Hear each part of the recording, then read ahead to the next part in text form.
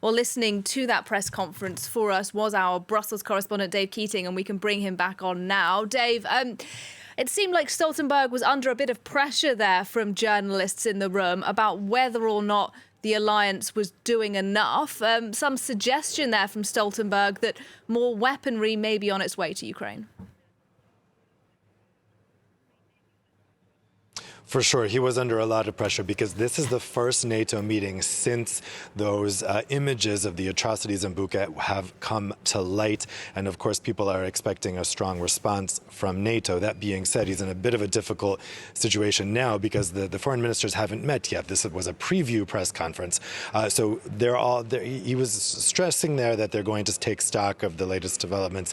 And he was talking about in a way that seemed to suggest additional arms. But again, he has to be careful about what he says right now because they haven't actually had the discussion yet. There is a question also of the arms commitments that NATO members have already made to Ukraine that Ukraine says aren't being delivered, particularly these anti-aircraft systems, which they say they haven't been receiving. So certainly the developments early this week, that the revelations earlier this week, are putting the pressure on these NATO foreign ministers to really act and to show that something has changed since these revelations, that NATO's calculation here is looking at this as a graver conflict. And then you also heard a question there from a journalist about how the conflict is changing, how the equipment that NATO provides Ukraine may need to be adjusted now that this is going from the Ukrainian forces kind of attacking overstretched Russian supply chains, supply lines over to those forces around Kyiv, now transitioning more to maybe a more traditional war over in the east as Russia tries to establish that land bridge. I think a big question over the next 2 days will be whether NATO's assistance to Ukraine needs to change as the war changes.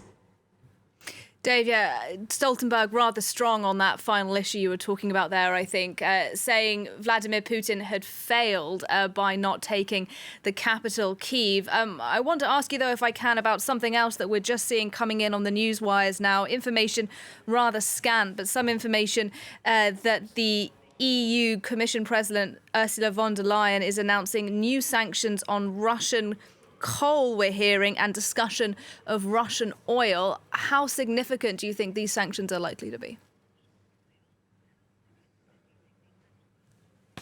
Well, it's significant. So the oil is not quite sure. What she's said is that essentially the oil sanctions are on the table. So what she said is the sanctions are being discussed and they are discussing oil. So that's significant because it's the first time that they've confirmed that oil is actually on the table. And the messages we were hearing from Austria and from Germany over the past days was very negative about the prospect of including oil. Coal is not going to be such a big deal if they ban imports of coal. There's not a lot of coal that's imported from Russia. Most of the coal that EU countries use is domestic. It's oil is the big question here. But the fact that she said that this is on the table and she's acknowledged that this is being discussed is fairly significant. Now, because she's the Commission President, she wouldn't say that. She's particularly the Commission President whose home country is Germany. I don't think she would have said that unless there has been real movement in Vienna and in Berlin on this subject. So I do think this is a pretty big signal that we may be getting sanctions on Russian oil in the next days. All right, well, we'll see what happens. As we said, that's breaking news coming out of the EU Commission Presidency's office. For now, Dave Keating, thank you very much.